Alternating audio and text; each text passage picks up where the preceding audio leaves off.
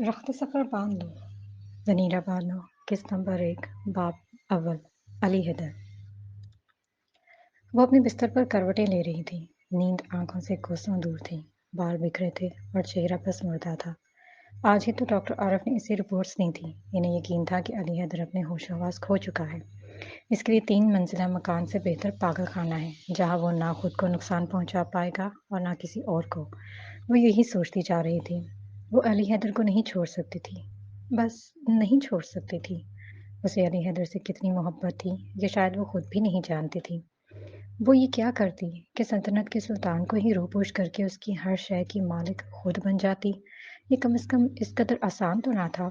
उसने करवट ली और खिड़की के इस पार छम छम बरसती बारिश को घूरने लगी। बाहर मूसलाधार बारिश हो रही थी। मौसम किसी जख्मी शेर जैसा खतरनाक था। उसने यूं ही बाहर घूरते घूरते आंखें बंद की, फिर जैसे कयामत आ गई हो। बराबर वाले कमरे से चीख की आवाज बुलंद हुई और फिर कोई चीखता ही चला गया। बराबर वाला कमरा अली का था। चीखने वाला भी यकीनन अली था। वो हड़बड़ाकर बिस्तर से उठी और कमरे से बाहर निकली। रात सोते हुए उसने अली के कमरे का दरवाज़ा लॉक कर दिया था कि वही यूं ही रात गए घर से बाहर भाग निकला और मारिया की आंख लग गई तो जिम्मेदार कौन? कांपते हाथों से उसने दरवाज़ा खोला। सामने फर्श पर वो दुजाना बैठा मुसलसल रो रहा था। अली, अली, रो, रो क्यों? उसका जुमला मुकम्मल नहीं हुआ, वो जब जमीन पर घसीटते हुए उसके कमरों में गिर गया। खून, मैं मर गया, मारिया खून, देखो खून। मारिया बौखलाहट में नीचे बैठी। क्या कह रहे हैं? कहाँ है अली? उसने दुलदुल चीख मारी। अली की आस्तीन खून से सनी हुई थी। बाजुओं पर जा बजा खराशों के निशान थे। खून जैसे उबल उबल कर बह रहा था। ये क्या किया अली? वो सहमे सहमे लहजे में चिल्लाई। जिसका डर था वो हो गया था।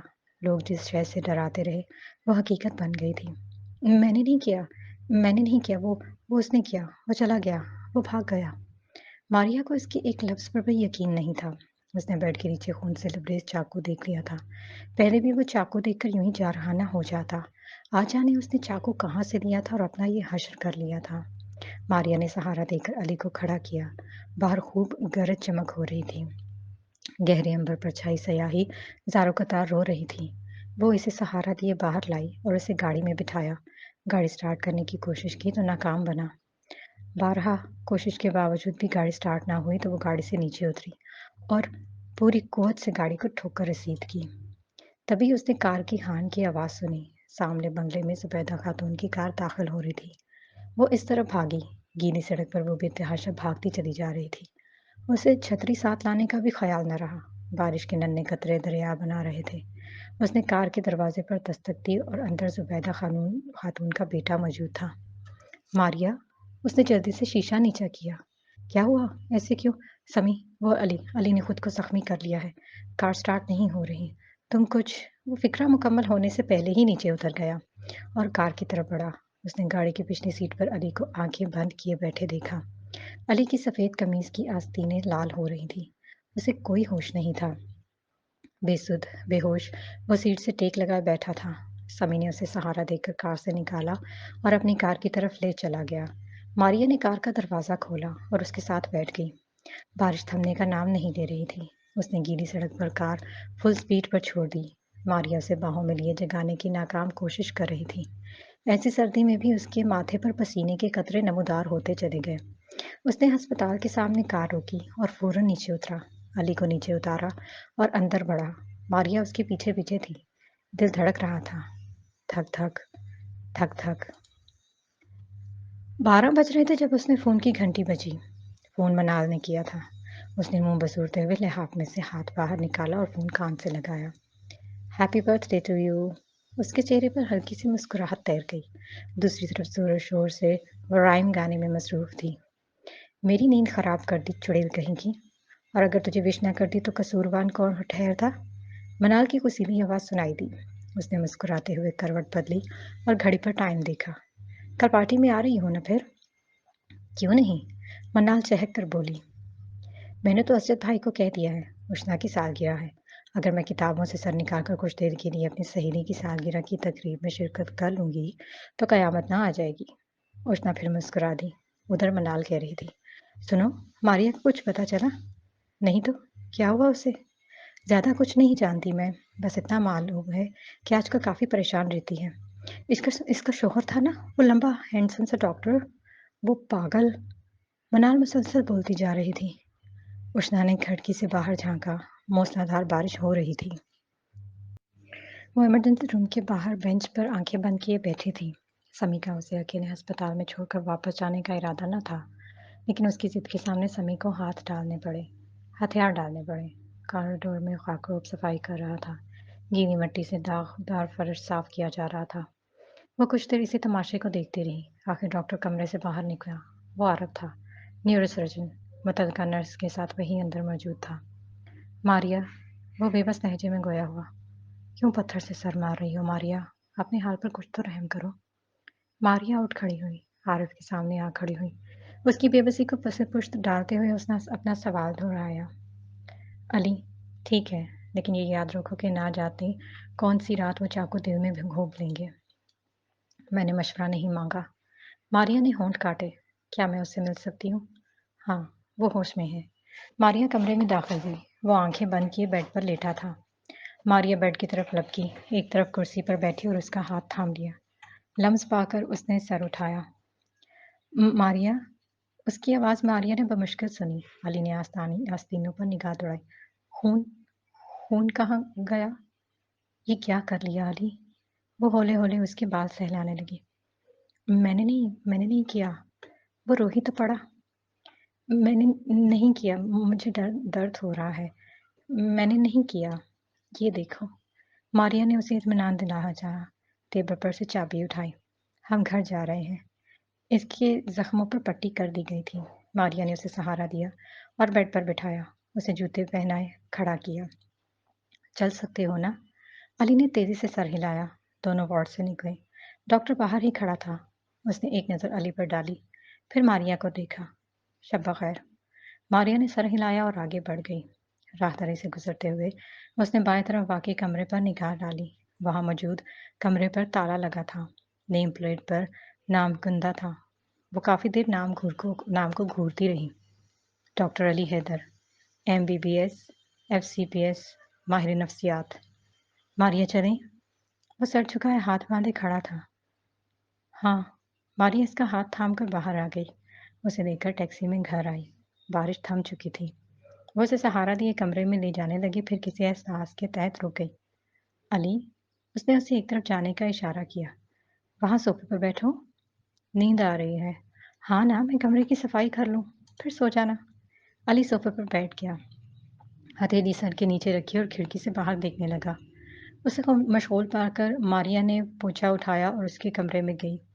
بیڈ کی ہلکی آسمانی چادر پر جا بجا خون کے چھینٹے تھے۔ فرش پر تو خون ہی خون تھا۔ اس نے فرش گیلے کپڑے سے صاف کیا، بیڈ کی چادر تبدیل کی۔ وہاں بیڈ کے قریب ہی خون سے لبریز چاقو پڑا تھا۔ اس نے اسے احتیاط سے کپڑے میں لپیٹا اور باہر آ گئی۔ سارا کام کرنے کے بعد وہ ڈرائنگ روم میں داخل ہوئی تو علی حیدر صوفے پر ہی سو گیا تھا۔ وہ تھکی ہاری اس کے قریب ہی بیٹھ گئی اور اس کے بعد سہلانے لگی۔ وقت گواہ تھا۔ جب سوتا تو وہ یوں ہی اسے دیکھتی تھی، مبہوت نگاہوں سے، کچھ ممنون نگاہوں سے۔ I love you علی، میں تمہیں کبھی اکیلا نہیں چھوڑوں گی۔ پارٹی غضب کی تھی۔ رنگا رنگ لباس میں ملبوس لڑکیاں ریسٹورنٹ کی شان بڑھا رہی تھیں۔ کچھ لڑکے ایک طرف خوش گپے میں مصروف تھے، بیری کھانا سرو کر رہے تھے۔ عجیب شروع ہوغا مچا ہوا تھا۔ وہ تو پارٹی کی جان تھی۔ زرق برق رفتار میں لباس میں ملبوس سائڈ ٹیبل کے پاس کھڑی تھی۔ آس پاس سہیلیوں کا ہجوم تھا، کچھ دوست بھی تھے۔ اشنا، اسے وہ چہکتی آواز دور سے سنائی دی۔ وہ پلٹی اور منال کو دور سے ہی اپنی طرف بڑھتے دیکھا۔ Happy birth day. وہ اس سے بغل گیر ہو گئی۔ اسجد پیچھے کھڑے تھے، اسے دیکھ کر کہنے لگے، حیرت ہے، یہ اشنا میڈم کی پہلی برتھ ڈے پارٹی ہے جہاں 1000 سے کم لوگ آئے ہیں، اور میں یہ دیکھ بھی رہا ہوں کہ اشنا میڈم بھی سنجیدہ لگ رہی ہیں۔ اشنا نے کچھ کہنے کے لیے منہ کھولا، تبھی منال بول پڑی، دن میں پارٹی کون ارینج کرتا ہے یار؟ رات کا فنکشن رکھنا تھا نا، خوب مزہ آتا۔ اس کے لہجے میں ہلکا سا شکوہ تھا۔ اشنا تمہاری طرح امیر زادی نہیں ہے منال۔ وہ یہ کہتے کہتے رک گئی، لیکن منال سمجھ گئی۔ کچھ دیر خاموشی چھا گئی۔ اسجد بھائی ادھر ادھر ہو گئے۔ منال اشنا کو دیکھنے لگی۔ ماریا کو انوائٹ نہیں کیا؟ وہ اس کا فون نمبر میرے پاس نہیں تھا۔ ہاں، فون نمبر تو میرے پاس بھی نہیں تھا۔ آج کل وہ مصروف رہتی ہے۔ اس کا شوہر ہے نا؟ کیا نام ہے اس کا؟ وہ تو پاگل۔ اشنا نے زیادہ دھیان نہ دیا۔ منال کی بات کاٹ کر بولی، پھر کبھی رابطہ ممکن ہو سکے گا تو میں دیکھ لوں گی۔ منال خاموش رہ گئی۔ جانے کے اسے لگا جیسے اشنا بے حد پریشان تھی۔ سورج کی کرنیں دبیز پردوں میں سے راستہ بناتے کمرے میں داخل ہوں اور اس کی آنکھیں چندھیا گئی۔ اس نے آنکھیں موندی اور کچھ دیر یوں ہی سیلنگ کو تکتا رہا۔ تبھی مہین سی آواز سنائی دی، گڈ مارننگ۔ اس نے چہرہ موڑا اور اٹھ بیٹھا۔ اسے کچن میں بریڈ تلتی ماریا دور سے ہی نظر آ گئی تھی۔ وہ کافی دیر اسے تکتا رہا۔ ادھر وہ بریڈ تل کر انڈے فرائی کر رہی تھی۔ ٹیبل پر سامان سجا دیا، ناشتہ لا کر رکھا، کچن صاف کیا۔ وہ سب کر کے وہ ڈرائنگ روم میں داخل ہوئی تو وہ صوفے پر بیٹھا اپنے بازو پر بندھی پٹیوں کو گھور رہا تھا۔ علی؟ ہاں؟ اس نے فوراً سر اٹھایا، ناشتہ کریں؟ ہاں۔ وہ کسی روبوٹ کی طرح اٹھا، کچن کی سنک میں ہی منہ دھویا، ٹیبل پر آ بیٹھا۔ ماریا اسے دیکھتی رہی۔ وہ بہت دھیرے دھیرے ناشتہ کر رہا تھا۔ اس کے چہرے پر ایک معصومیت ہر وقت طاری رہتی تھی۔ آواز بالکل بچوں جیسی ہو گئی تھی۔ بات کرتا تو سہم جاتا تھا، ہنستا بہت کم تھا۔ ماری ہنسانے کی کوشش کرتی تو وہ دھیرے سے مسکرا دیتا۔ اپنے دوستوں سے بھی جھجکتا تھا، گھر سے باہر ہی نہیں نکلتا تھا۔ اس کی نظر کمزور تھی لیکن اب جیسے بہت تیز ہو گئی تھی۔ اپنے سارے چشمے اس نے ایک ہی دن میں توڑ ڈالے تھے۔ اور سب سے زیادہ خوشی تو ماریا کو تب ہوئی جب وہ اس کا نام لیتا تھا، بڑے پیار سے۔ خوش ہوتا تھا تو چہرے پر مسکراہٹ لیے۔ اس میں ایک عجیب سا ترنم تھا، ماریا۔ وہ روز آفس جاتی تھی۔ وہ ایک نیوز چینل میں بطور اینکر کام کر رہی تھی۔ جب تک علی ٹھیک ٹھاک تھا اس نے صرف کالج پر ہی فوکس کرنا تھا۔ اس کی حالت خراب ہوئی تو اسے گھر سے نکلنا پڑا۔ یہ نہیں کہ پیسے چاہیے تھے، اس لیے کہ دماغ کو اطمینان چاہیے تھا۔ وہ بھی صرف 20 سال کی تھی۔ وہ صبح 8 بجے نکلتی تھی، شام 7 بجے واپس آتی تھی۔ درمیان میں کوئی سانحہ پیش آتا تو اسے جانا پڑتا۔ وہ یہ 11 گھنٹے گھر میں ہی رہتا، کبھی سو جاتا، کبھی بیٹھا رہتا۔ ماریا بھی نہیں جانتی تھی وہ گھر میں کیا کرتا ہے۔ اسے بس یہ خوشی تھی کہ علی حیدر ابھی تک زندہ تھا۔ اسے خوشی تھی کہ وہ کسی اور کو پہچانے یا نہ پہچانے، اسے پہچانتا تھا۔ کیک کٹ چکا تھا۔ اس کی سہیلیاں اس کے گرد حلقہ بنائے کھڑی تھیں۔ خوف، ہلڑ بازی مچ رہی تھی۔ تحائف دیے جا رہے تھے۔ وہ سب 3 گھنٹے تک چلتا رہا۔ آخر مہمان لنچ میں مصروف ہو گئے۔ منال باقیوں کے ساتھ خوش گپیوں میں مشغول تھی۔ اس نے چپ چاپ ہاتھ میں گلاس تھامے ٹیبل کے پاس کھڑی تھی۔ اس نے ایک نظر پلٹ کر دیکھا، وہاں چند کرسیاں دور صوفے پر گلاس تھامے کوئی اسے ہی دیکھ رہا تھا۔ نظر آیا، نظر انداز۔ کچھ دیر یوں ہی گزر گئی۔ اس نے دوبارہ پلٹ کر دیکھا، وہ ابھی تک اسے تک رہا تھا۔ دوبارہ نظر انداز، لیکن اس نوجوان کی تیکھی نظریں اس پر جمی رہیں۔ اب اشنا کو الجھن ہونے لگی۔ جانے کون تھا وہ؟ جانے کیوں اسے ہی دیکھے جا رہا تھا؟ اب کہ اس نے چہرہ موڑا تو وہ صوفے سے اٹھایا، دھیرے قدموں سے چلتا ہوا اس کے پیچھے آ کھڑا ہوا۔ اشنا متوجہ نہیں تھی۔ اس نے کسی کو کہتے سنا، ہیپی برتھ ڈے۔ اشنا نے چہرہ موڑا، وہ اس کے ساتھ ہی کھڑا تھا۔ Thanks, you are welcome. وہ مسکرایا اور اسے دیکھا۔ ویسے مجھے پوچھنا تو نہیں چاہیے لیکن کیا میں پوچھ سکتا ہوں کہ برتھ ڈے گرل یوں سوچوں میں گم اکیلے کیوں کھڑی ہے؟ ہاں پوچھ سکتے ہیں۔ تو سمجھے میں نے پوچھ لیا۔ اشنا کو ذرا سا غصہ آیا، بس ذرا سا۔ وہ اس کے سامنے آ کھڑی ہوئی۔ میں آپ کو جواب کیوں دوں؟ ویسے ہی، آپ ہی نے تو کہا کہ میں سوال کر سکتا ہوں۔ میں نے کہا کہ آپ سوال کر سکتے ہیں، یہ نہیں کہ میں آپ کو جواب بھی دوں گی۔ وہ دوبارہ مسکرایا، نیور مائنڈ، کوز اس کم سالگرہ کے دن کسی کو تنگ نہیں کرنا چاہیے۔ خاموشی چھا گئی۔ وہ اس کے پاس سے نہیں ہٹا۔ اشنا نے اسے دیکھا۔ پارٹی میں موجود سب لوگوں کو وہ جانتی تھی لیکن یہ پتہ نہیں کون تھا۔ اپنی پہچان بتا سکتے ہیں؟ ہاں، کیوں نہیں؟ تو پھر بتائیں۔ اس نے مسکرا کر اشنا کو دیکھا۔ کس لیے؟ اشنا سمجھ گئی وہ اسی کا پینترا استعمال کر رہا تھا۔ وہ ذرا سی مشتعل ہوئی، کہنے لگی، کیونکہ یہ میری پارٹی ہے اور میں کسی بن بلائے مہمان کو یہاں برداشت نہیں کروں گی۔ عجیب بات تھی، وہ مسلسل مسکرائے جا رہا تھا۔ مجھے اسجد جانتا ہے، میرا نام مرہم ہے، اور آپ کا نام تو میں جانتا ہی ہوں۔ اشنا خاموش ہو گئی۔ ये शख्स असजद भाई का दोस्त हो सकता है। उसे कहाँ मालूम था?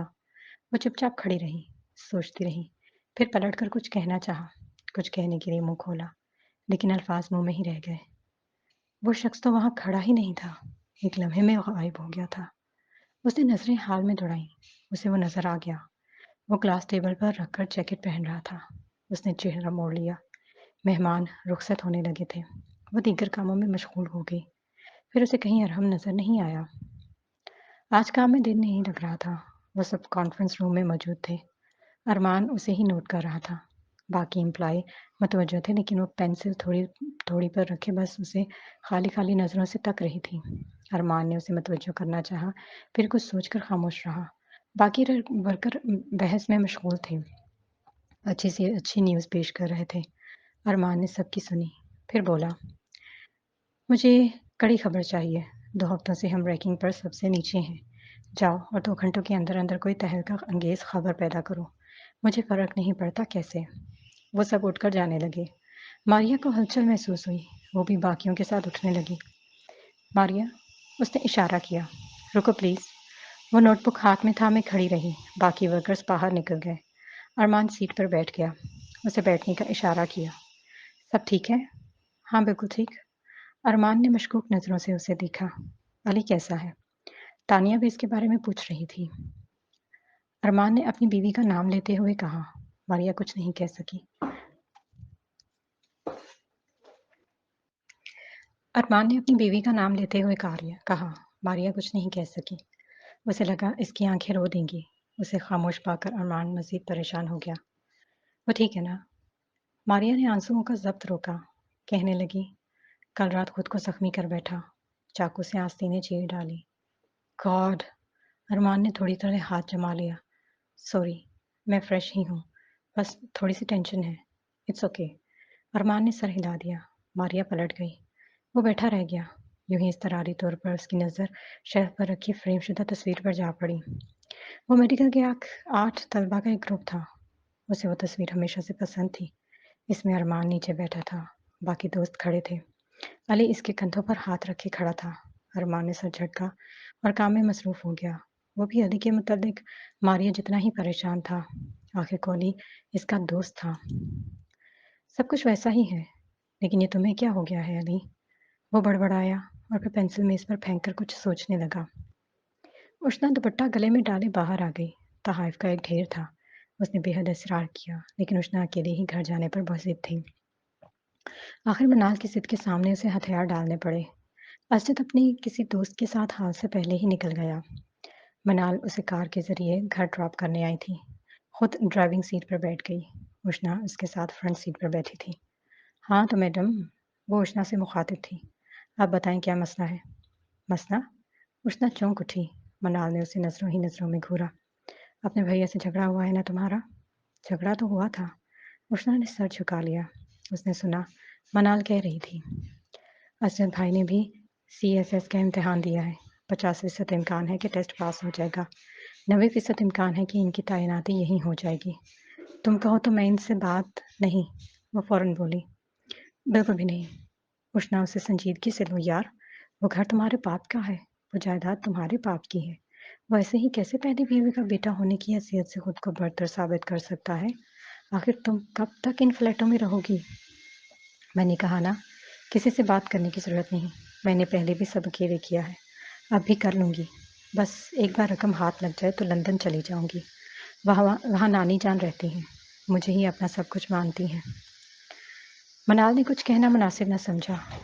उष्णा से उष्णा से सीट से टेक लगा ली। उष्णा किसी से मदद नहीं लेगी। उष्णा सब कर सकती है, अकेले, अपने ज़ोरे बाजू पर। वो 20-22 साल लड़की जैसे एक फेरी टेल का हिस्सा थी। प्यारी सी लड़की जो रानी कहलाए जाने के काबिल थी। सिंड्रेला की तरह सौतेली बहनों की झुरमुट में जो इसका हक छीनती थी। लेकिन यहाँ फ़र्क था। यहाँ बस एक सौतेला भाई था जो इसका हक छीन रहा था। उसने आहिस्तगी से आंखें मूंद लीं। उसने मायूस होना नहीं सीखा था। उसे अपने नसीब जगाने के लिए कद्दू को बग्घी में बदलने वाली जादूगरनी की ज़रूरत नहीं थी। वो सब खुद कर सकती थी, किसी जादूगरनी के बगैर, किसी राजा के बगैर।